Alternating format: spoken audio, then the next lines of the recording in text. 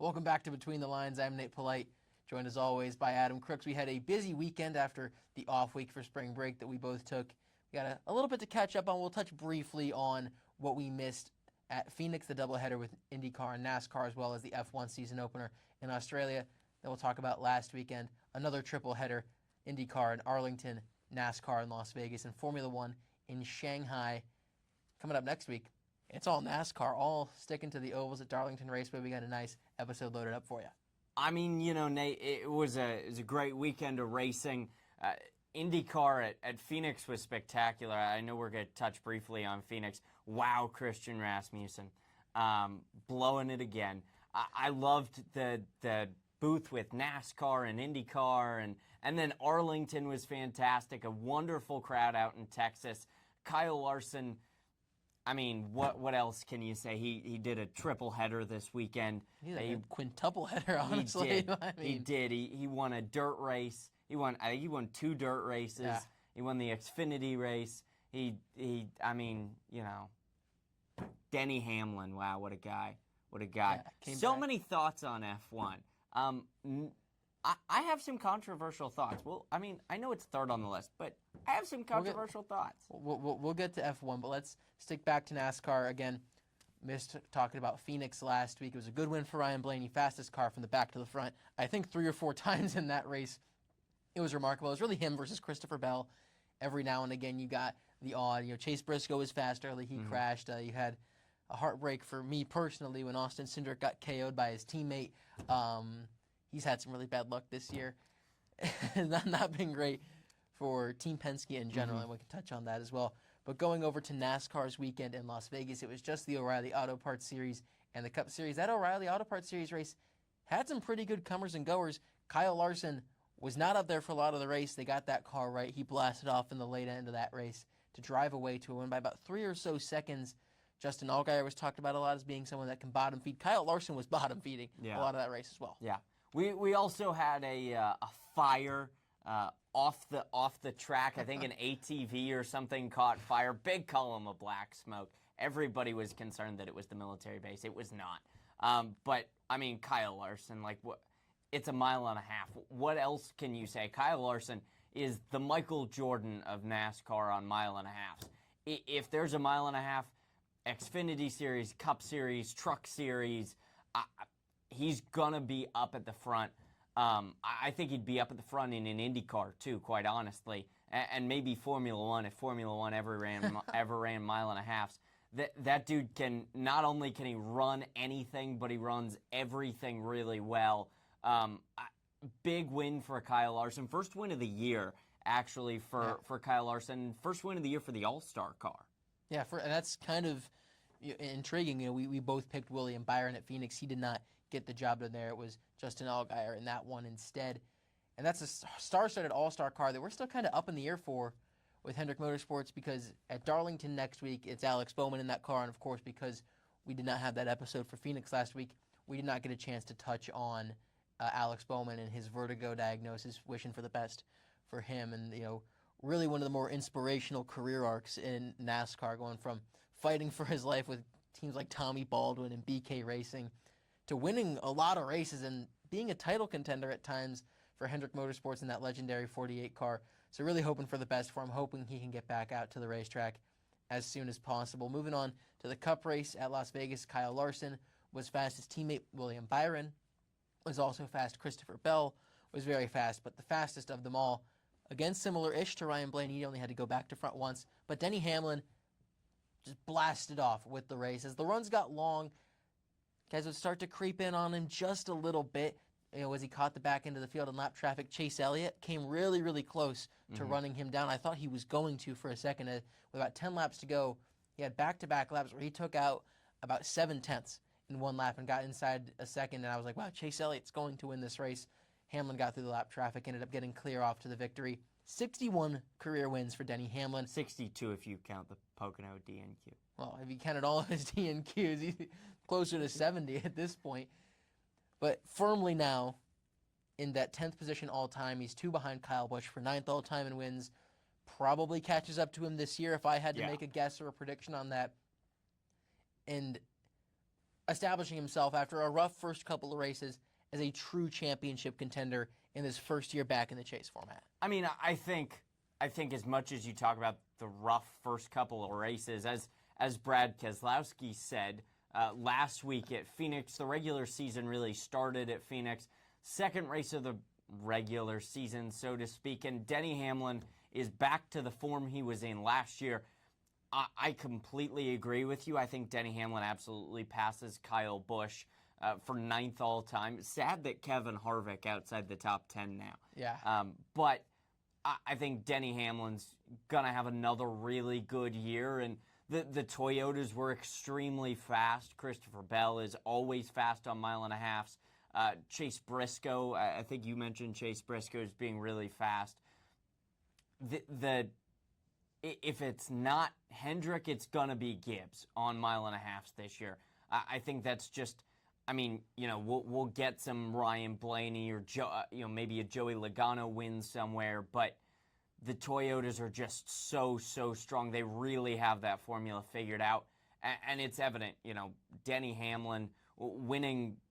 I mean, he beat Chase Elliott by a couple seconds, and I did think Chase Elliott was going to get him, but what a masterful job working through lap traffic. It really was. For really both of those drivers, they gapped the rest of the field phenomenally. Hamlin able to navigate it just well enough to not get run down by the 9-car. Toyotas, you mentioned it, they are rapid. We talked before that Phoenix race about, what do we make of the Toyotas, because of the first 3 races, Reddick and Wallace in particular were kind of stepping away from the rest of the field. We're like, okay, let's wait until we get to these first couple oval tracks, these first couple regular oval tracks. Mm-hmm. Phoenix is more the same, more Bell, more Hamlin, and we get to Las Vegas, and it's Bell, and it's Hamlin, and it's Reddick and Wallace still 1 and 2 in points. They were very fast in Las Vegas. Toyotas are just absolutely rapid this season. It feels like I'm watching 2017 and 2018 all over again with the whole Cheatin' Yoders saga, if you recall that from, almost 9 years ago now. Yeah. All that was. Hendrick and Chevy still very fast on the mile and a halfs, but outside of Hendrick, JGR, and 2311, it was a whole lot of nothing. RFK started to fall in, and they've become the number 1 Ford team because Team Penske was slow. They were really slow at Las Vegas. There was a point where Cindric and Blaney got up into the back half of the top 10. Logano's typically a conversation starter at Las Vegas. He's won there multiple times in his career, especially over the last several years. He's collected all 4 of his Las Vegas wins since 2019. He was nowhere to be seen. He ended up the highest finishing Penske car in 15th, but nowhere to be seen was Joey Logano when he's typically so good. And it was essentially a Team Penske car that won this race a year ago with Josh Berry, and he was really slow. Yeah. It's this trend. We talked about it a little bit in the IndyCar season preview that they've not been so fast over there. It's trickled over into NASCAR now. And we saw speed at Phoenix from those guys. Blaney, of course, super fast. Cindric and Logano were top 10 cars in that race. They were slow at Vegas, and they've got to figure out this mile and a half formula, because this has been a few years now where outside of the odd Ryan Blaney run like you mentioned, or the Joey Logano attrition win like we saw at Nashville and Texas, that intermediate speed has not been there whatsoever. Well, I think you talk about Phoenix. Phoenix is kind of their bread and butter. Exactly. It really has been their bread and butter over the last couple of years with the championship race. We've seen Joey Logano win multiple championships at Phoenix. Ryan Blaney's always run up the front at Phoenix. But as you said, Vegas is always a place where you kind of expect Team Penske to be towards the front, if not at the front. Joey Logano in that yellow Pennzoil scheme, the Pennzoil 400. You expect that car to be really, really good. Brad Keselowski was always really, really good at Vegas. So I think we got to see more from Team Penske. We have to see, we're really only 2 races into the year. Maybe for whatever reason they couldn't bring their best stuff to Vegas. I don't know why they wouldn't bring their best stuff to Vegas, but I think Darlington this week is going to be a really kind of a true test of where Penske is on speed. If we see Penske struggle again, I think we sound the alarm, but I don't know that it's time to sound the alarm quite yet. It's still race number 5. Absolutely, and to put a bow on that, Trackhouse, Spire, saw some intermediate speed from them last year. Not so much this time around. plenty of work to do on intermediates for a lot of these teams still early in the season, like you mentioned, Adam. One thing that I did want to touch on, coming out of Vegas, first weekend that SVG has really not run that well. Yeah. He ran well at Phoenix, top 10 at Phoenix. I think he finished 9th. First weekend, we've really seen him kind of struggle. Yeah, and that's been one of the big stories from the end of last season. He started to improve his running position on the ovals toward the in the playoffs last year. The finishing position wasn't so much there. He ran into issues I remember, namely New Hampshire, where he was like a top 5 car, got involved in an accident that I say got involved in. He kind of caused it, if memory serves there. But he was getting those finishes this season, particularly Atlanta was a super good one for him. He had the great finish at Phoenix. Slow in Las Vegas, and I think that's kind of a Trackhouse thing because, I mean, Connor Zilic was also extremely slow. He was in Cody Ware conversations in the back of the field, and that's not generally a conversation you want to be in when you're being hailed as this, next generation prodigy. Yeah, I think, the Trackhouse speed, especially on mile and a halfs, we saw it a couple years ago. Ross Chastain really had a couple good shots at Kansas to win races. The mile and a halfs really have seemed to fall away from Trackhouse, and I think that's really kind of where they need to step up their game. They've got this wonderful Chevy Power that Hendrick has propelled to basically one of the top 2 teams on mile and a halfs with Chase Elliott and Kyle Larson, and I think and William Byron to some extent, but I think, again, Darlington is really going to show us kind of where SVG is in the pecking order. Maybe he just had a bad weekend at Vegas. Maybe he didn't like the setup. There's any number of things that could possibly happen, but I think Darlington is really going to show us, has he figured out the mile and a halfs, and is he potentially a playoff contender? If he doesn't have a good race at Darlington, I mean, it's only race 6, but I think you can kind of start to write him off, especially getting rid of the win and in that we've seen the last couple of years in the playoffs. Yeah, with Darlington, it's going to be a little different from what we saw last year, and we'll touch on that a little later on in the show. Let's jump over to Arlington, Texas now, the debut of the Arlington Street Race around AT&T Stadium and Globe Life Field, homes of the Cowboys and the Rangers there in Arlington, Dallas. Kyle Kirkwood outduels Alex Palou and did outduel him, and this was mentioned on the broadcast. Palou does not often get into a one-on-one duel, and he doesn't often lose them when he does. It was Kirkwood in Long Beach last year. Kirkwood again this time around. A big win for Kyle Kirkwood in this Andretti team. I think the talking point shouldn't really be, yes, big win for Kyle Kirkwood, but we've seen him kind of do this with Alex Palou a couple times, and the Ganassi speed really wasn't there this week. You saw Scott Dixon kind of at the back of the field. Kiffin Simpson also towards the back of the field. He caused that Nolan Siegel accident that ultimately ended the race. The Ganassi speed really wasn't there this week. Alex Palou was extremely fast. Felix Rosenquist, though, struggled a little bit. Marcus Armstrong struggled a little bit. I think the talking point should be more the speed out of the Andretti cars. Yeah. Not just at Arlington, but throughout the entire year. I mean, Kirkwood wins the race. Will Power finishes 3rd. Marcus Ericsson finishes 4th. Ericsson was on pole by almost a half second over everybody else. And until Will Power went into the runoff or locked up the tires, Will Power had a really good shot to win this race. Yeah, they were fast and, getting 3 cars all up in the top 4. Tremendous stuff from Andretti and kind of moving themselves up the pecking order. And we talked about pre-show a little bit. We had 2 street races and an oval, and we're kind of starting to see teams fill out those containers, if you will, of what they are kind of used to being, right? Team Penske goes and wins on the oval track. Ganassi and Andretti have split the street courses so far, and Kirkwood in particular, very good on the streets. Yeah, and I agree with that. I think obviously Penske's short track package is really, really good. Joseph Newgarden has always been good on the short tracks. He's the king of corn country, so to speak, because he won at Iowa so much. David Malukas got the pole in Phoenix. Scotty Mack has kind of been nowhere this year. He was hailed as kind of the leader of Team Penske coming into the season, and then crashes in qualifying, starts at the back in Arlington, works his way up through the field. I think he ended up finishing 11th or 12th. But the surprise this year, and tell me if you disagree with me, we talked about it in the preseason preview. Ed Carpenter Racing really does seem to have found a silver bullet. Christian Rasmussen led the most laps at Phoenix. He had by far the best car at Phoenix. Alexander Rossi was also in the back half of the top 10, and then Rossi another top 10 in Arlington. Rasmussen had the engine issues and some pit stop issues, but Ed Carpenter Racing, they're kind of a dark horse this year.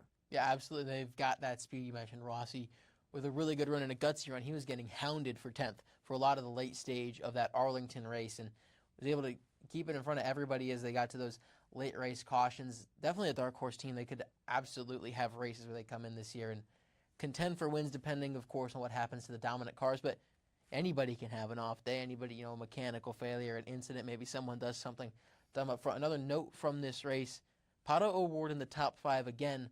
Very consistent, very quiet this season, which is a little bit unusual for Pato. It is a little unusual for Pato. If you remember back to Phoenix, he took the 4 tires on the final caution with Joseph Newgarden. Newgarden ended up getting around Pato. I think Pato finished 3rd or 4th. But top 5 in points. I think he currently sits 3rd behind Palou and Kirkwood. I wouldn't be surprised if we saw Pato win this year. I certainly think he could. He's always a contender at Indy. I think the contender at Indy list is starting to grow really, really long. I mean, the Ed Carpenter cars are going to be, I think, the cars to beat, honestly. The Penske cars are really good. Alex Palou is really, really good at Indy. And then, I mean, the one thing we haven't talked about this year, the resurgence of Marcus Ericsson. We talked about it in the preseason. Marcus Ericsson needed to have a good year, and he starts off on the front row at St. Pete. Really good run at Phoenix, and then pole at Arlington, and a top 4. He's been really, really good, especially with kind of the pressure on with Dennis Hauger waiting in the wings at Dale Coyne. Yeah, we talked about that at length on that preview before the season, and he has impressed so far this year. And yeah, he's racing to save his career, and he's bounced around a lot through a whole host of different series in his career, and finally found the home. And then it seemed like it was starting to slip away from him just a little bit. He's getting a nice firm grasp on that right now as well. The other open wheel series we talk about, let's go back a week to Australia, to the F1 season opener. I think so far in the season, it's safe to say, have gotten it wrong with our title picks. You had Verstappen and Red Bull. I had Leclerc and Ferrari. And so far, drivers, take your pick. But it's been Mercedes just as it was. They clearly were hiding something in testing, sandbagging a little bit, if you will. They've won all 3 races if you include the sprint in China. But going back to Australia, we saw a very hectic kind of race. This is going to be an extremely controversial take. I like this form of racing. I really do. I know the drivers hate it. I know a lot of the fans hate it. But this is why you should tune into Formula One. Formula One used to be lights out, Ferrari takes the lead, Mercedes takes the lead, Verstappen takes the lead into turn 1, lap 1, maybe you see some moves in the middle of the field, and then the race is over. Even the sprint race at China, we saw the lead change every lap for the first 5 or 6 laps until George Russell kind of just decided to walk away. The race in Australia, we saw the lead change 4 or 5 times in the first couple laps. It might have been more than that. It might have been 8 or 9 times in the first couple laps. Again, before before Ferrari screwed the strategy, because I think Ferrari had Australia in hand, and then the VSC comes out, Mercedes pits, Ferrari doesn't. I'll say it. I like it. And the week-to-week unpredictability of who's actually going to start the race, really exciting. I mean, I have never been one to tune into the, 2-hour pre-race show, 2.5-hour pre-race show. But when I tune in 10 minutes before the race and they're like, well, Lando Norris may not start the race and Oscar Piastri may not start the race and here's 2 or 3 other guys that may not start the race. I mean, terrible start to the season for Oscar Piastri. It I mean, we turned a lap. we can talk about that in a second, but I enjoy this. This is fun. I'm on the opposite end of the spectrum. I see this and I get flashbacks to the 2019 NASCAR season, the introduction of the 550 horsepower high downforce aero package. And I see these first 2 races a lot like the Digital Ally 400 at Kansas in 2019, where it was essentially a Talladega race at Kansas, including a Brad Keselowski win. And everyone thought this package was the greatest thing ever. I was among that group, and I think I learned my lesson from there because it turned into not very great very, very quickly as we started to find out because the cars are made closer artificially, it's because you're slowing them down and hurting the things that make passing natural. So as engineers figure out these cars and this formula, passing is going to, I think, be more impossible than it was beforehand once they figure out, especially the energy issues and drivers having to save so much going into these straightaways and be braking way early for the corners. I'm just not a big fan of it. I hope that when the engineers crack the code on this, that we can see better racing and see this kind of passing in a more natural way. I just always look at an artificial, if you will. Of course, none of this is natural. It's, automobile racing. But this sort of manufactured competition and passing, I don't love it because I think it always ends in a bad spot. But And it might very well end in a bad spot. But for the first 2 races of the year, it's been really, really good. I mean, feel awful for Oscar Piastri. Yeah. And we'll talk about Max Verstappen in a second, but I enjoy this. I like it. I think I'm the only one on the planet who likes it, but I like it. Well, the bigwigs in the FIA like it, that's for sure. It's definitely going to increase some ratings. Let's talk briefly about last year's title contending trio, because they're off to an abysmal start to the 2026 season.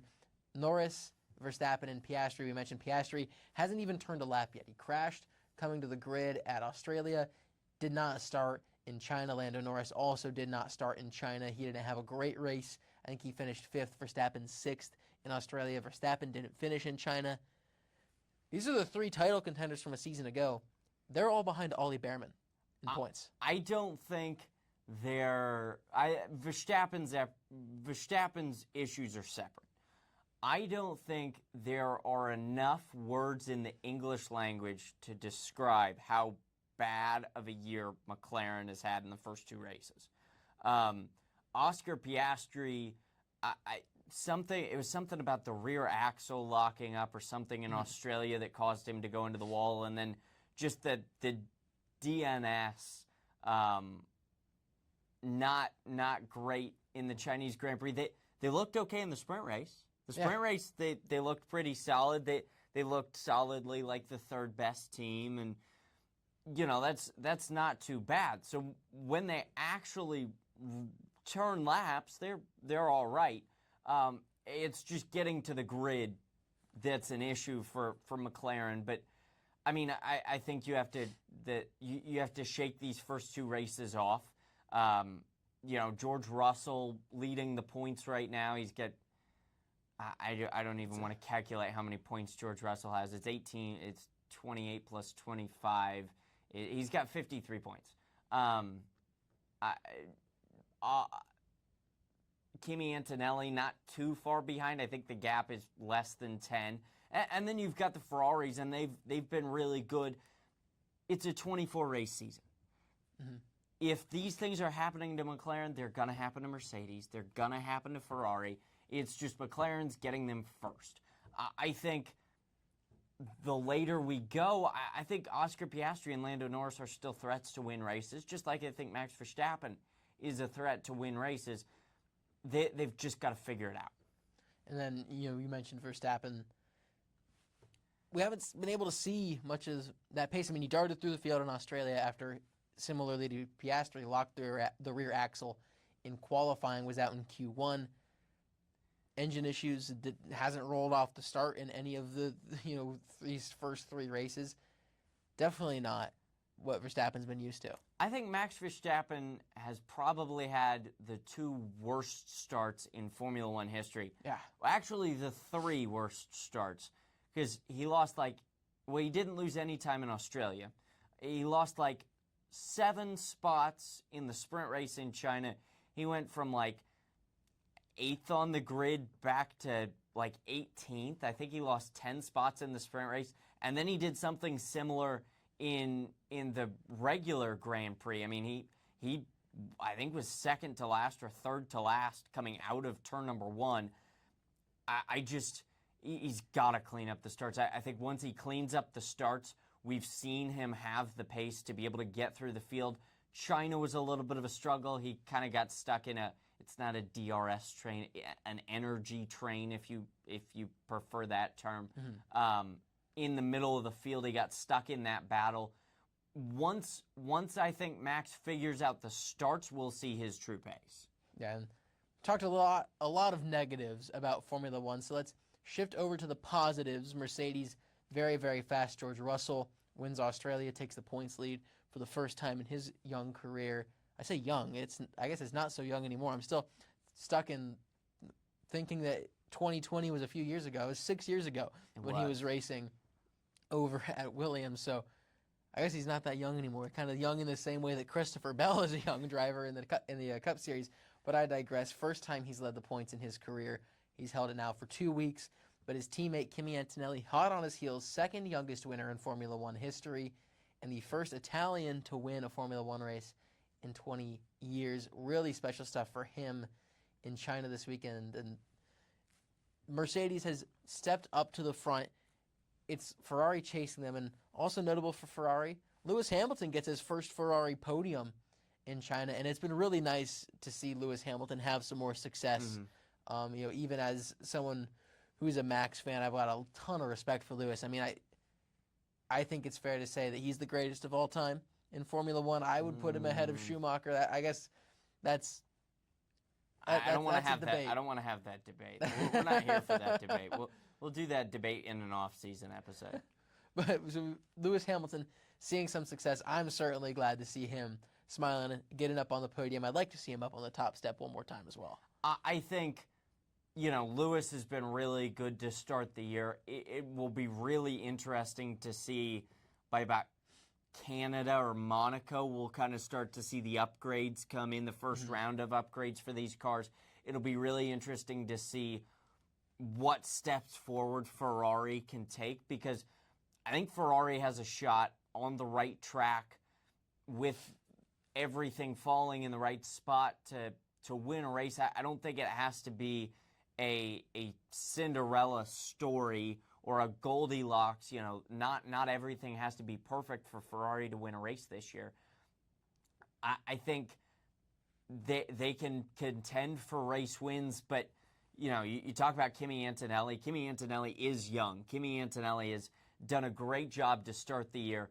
I really like where Kimi Antonelli is at as a young driver. He's really exciting right now, and so is George Russell. George Russell, I mean, I know that there's people in the paddock who don't like George Russell, but I think George Russell winning the championship would be really big. We'd have 3 different champions in 3 straight years. Yeah, which is definitely not normal, especially for this era of Formula One that's been marked by just incredible dominance. Going back to, I can see you going through your head trying to figure out the last time it happened. I'm doing the same thing. It's certainly been a while because we've had a couple of one-offs in there. But for the most part, it's been a period of dominance. It was Vettel dominance, Hamilton dominance, Verstappen dominance. Before that, what was it? Alonso, Hamilton, Button? I'm stuck before. Would that have been Button was 09. Or I guess it would have been Hamilton, Button, and Vettel. I don't remember who 2010 was. 2011. I actually just watched the 2011 Abu Dhabi Grand Prix. because I have F1 TV now. There you go. And so I can go back and watch the historic races. I did start 2011 Canada. What a race that was. 4 hours. I don't remember who 2010 was. 2009 was Button. 8 was Hamilton. 7 was Alonso. Or was that? Or was 7 Raikkonen? 7 was Raikkonen. 5 Yeah. and 6 were Alonso. Before that, it was Schumacher. So I guess 2005, 2006, 2007, 2008 would be the last time we had 3 straight. Yeah. 2009, we had a 4th straight with Button.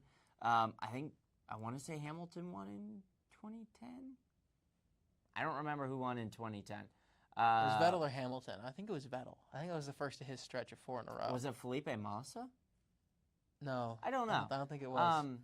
No, Vettel won 11, 12, 13. Hamilton won 14.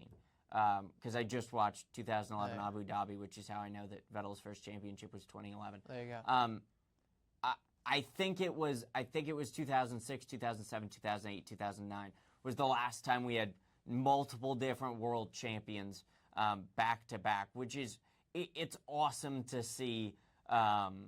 It's awesome to see the potential that we could have 3 different world champions in 3 different years. Absolutely is. And looking a little forward on the season, Formula One off this weekend, then they go to Japan. After that, it's 35 days without a race because the Bahrain and Saudi Arabian Grand Prix were both canceled due to the ongoing conflict in the Middle East. That's 35 days for these teams to work on their cars, looking at it strictly from a Formula One standpoint. Yeah, I think, even with the cost cap, I think there's a possibility that these guys are going to bring upgrades after the 35 days is over. I'm not sure entirely what the next race is after that. I don't think it's Canada. But it's going to be really interesting to see what kind of upgrades these cars bring, and a chance for Cadillac to really kind of hone in on their development. They've been kind of towards the back, a little bit slow this year, really off the pace. Hopefully they get that figured out. Did you get to watch the F2 races in Australia? Colton Herta, not a great start in the sprint race. Feature race, though, pretty good. Finished in the top 10. I think he finished 7th with penalties.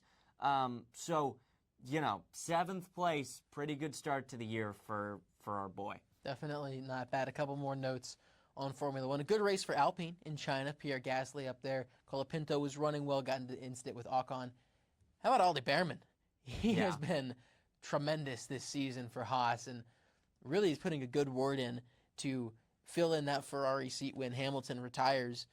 And, I mean, he could just be a hot commodity on an open market if Hamilton decides that he wants to take a couple more years, because I can't imagine he wants to stick around in Haas for that much longer. I completely agree with you, but he's not the guy that's caught my eye early in the season. The guy that's caught my eye early in the season is Isaac Hadjar. Yeah. What a job in the second Red Bull, qualifying up towards the front. I mean, I know they built this car towards Max's liking, but Isaac Hadjar's really succeeding in this car.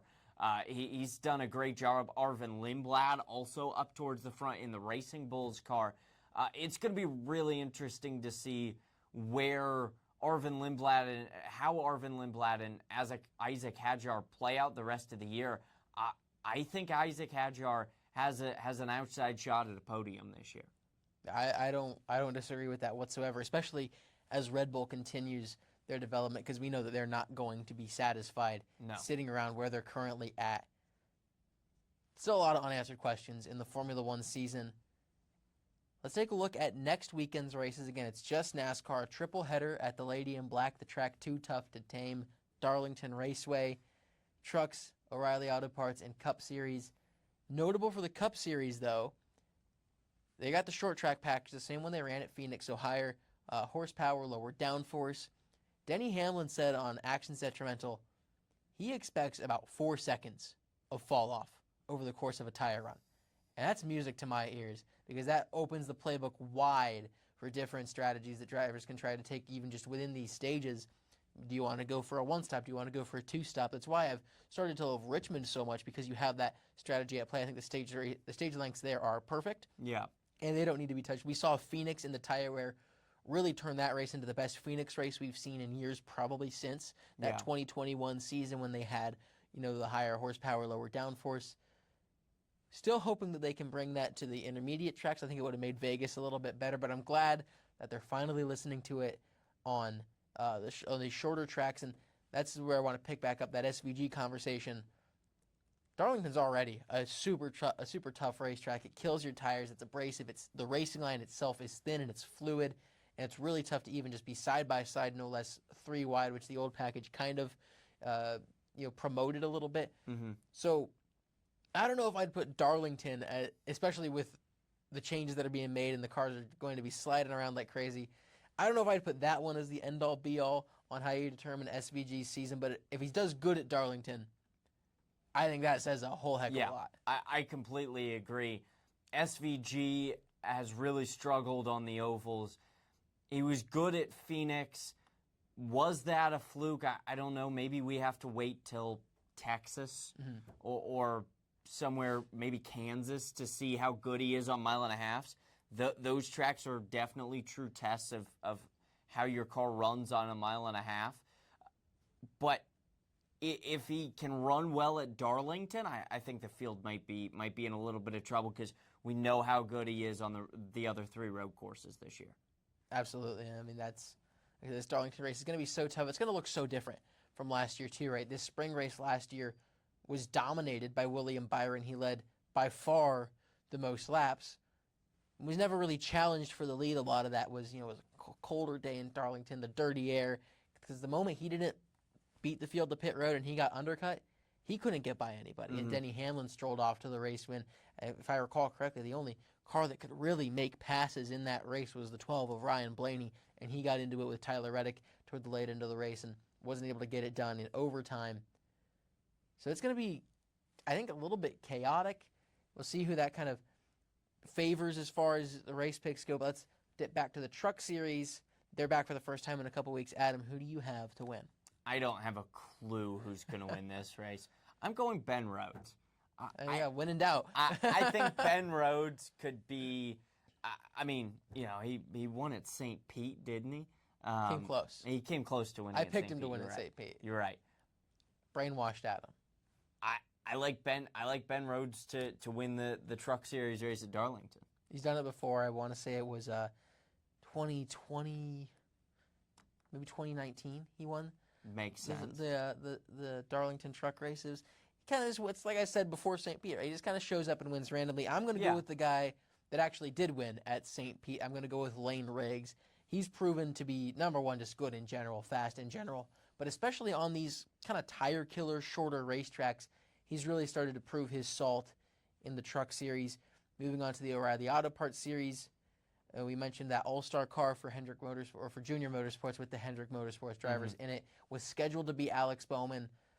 No announcement yet from Junior Motorsports or Hendrick Motorsports on Bowman's status. He left the race at COTA, missed the races at Phoenix and Las Vegas. We'll see if he's back in the car. Certainly hope he is. So no word on who is going to be in that 88 if it's not Alex Bowman. So who do you have to win this one? Can I pick whoever's going to be in the 88? If you want to.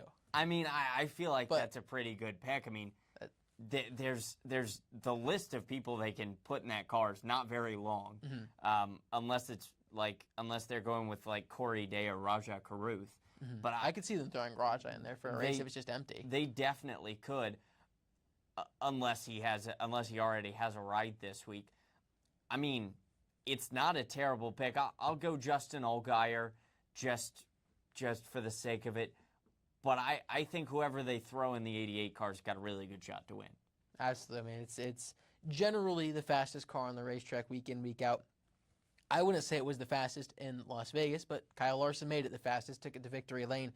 My pick for Darlington is a guy who has come so close to winning there in this series on a couple of occasions.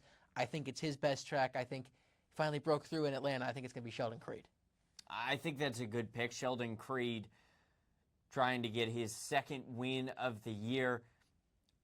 He's been really fast this year. He was fast at Vegas. He was fast at Atlanta. Atlanta's more of a lottery race, but I think Sheldon Creed probably has a really good shot. And then going on to the Cup race, we just talked about it. taking downforce out of these cars, and they're going to be sliding around a little bit more horsepower, kicking up the tires just a little bit. 4 seconds of fall off is significant. I think that plays a huge role in this race in general. I think it plays into the hand. I think back to that Bristol race a couple of years ago where only 5 or 6 cars finished on the lead lap because everyone's tires were blowing, and it was just the guys who could save their tires better than anybody else. That's kind of where I lean when I'm thinking about my pick. So I'm going to go with a back-to-back or defending winner of this particular race. I'm going to take Denny Hamlin. I think he's the best tire saver in all of NASCAR, Cup Series, of course. And this is his best racetrack. I would say it's kind of been his playground in the past. He's won here on several occasions. So I'm going to take Denny Hamlin to go back-to-back. I'm going to throw this out there. I'm not going to pick him, but I think with 4 seconds of fall off, we could see somebody like Chris Buescher work the strategy and get up to the front. I think that's entirely possible. I'm going to go in a little different direction. I'm going to go William Byron. I think William Byron's got a pretty good shot at Darlington. The Hendrick cars are always fast at Darlington. We saw their speed on the 1.5 miles a week ago at Vegas. But I think it's entirely possible that we see somebody who typically doesn't run up at the front, maybe doesn't even have the fastest car all day, do a 2-stop in a stage, work their way to the front, and then just kind of hold the lead for the final stage. It's definitely possible, and I think that with this tire fall-off, number one, you got to be able to save your rubber.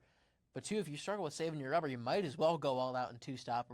I don't know exactly how long the stages are. A 3-stop, I guess, could be in play for the final stage if it's long enough. And really kind of just shake up the strategy. Of course, you never know when or if a caution's going to go flying, and it could make the race infinitely more interesting. And it's just Darlington. We see several times the fastest cars take themselves out. I think, again, back to that 2020 race with Martin Truex Jr. and Chase Elliott racing for the lead. They take each other out, and all of a sudden the race falls in the lap of Kevin Harvick, who was the 3rd fastest really the entire night. It's the track too tough to tame for a reason.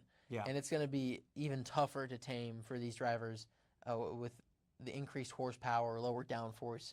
Those cars are going to be sideways. I'm clearing my schedule for Sunday. I guess I haven't been this excited for a NASCAR race since the Daytona 500, but for what the actual on-track product I think is going to look like, it's been a while since I've been this excited for a non-super speedway race. It's going to be a really, really good race. I love tire wear. I'm a tire work, tire strategy kind of guy, and it always makes the race that much more interesting to me. Fuel strategy is always. You throw in a fuel mileage race, a little Casey Mears, Buddy Rice at the 2004 Indy 500. Yeah. As a Team Penske fan, in 2024, I loved fuel mileage races. Nashville, Las Vegas. Yeah. The Team Penske fuel tank, that was definitely not too big. Definitely legal sized. Yes. They definitely didn't have a fuel hose wrapped around the car. I still, to this day, don't know how Logano saved enough to win that Nashville race. I know that they shut off and cycle the engine, under caution, and that to me was remarkable. But that's gotten to the end of our rundown here, so that's going to do it for this week's episode of Between the Lines. I'm Nate Polite. He's Adam Crooks. I am. Thanks for watching.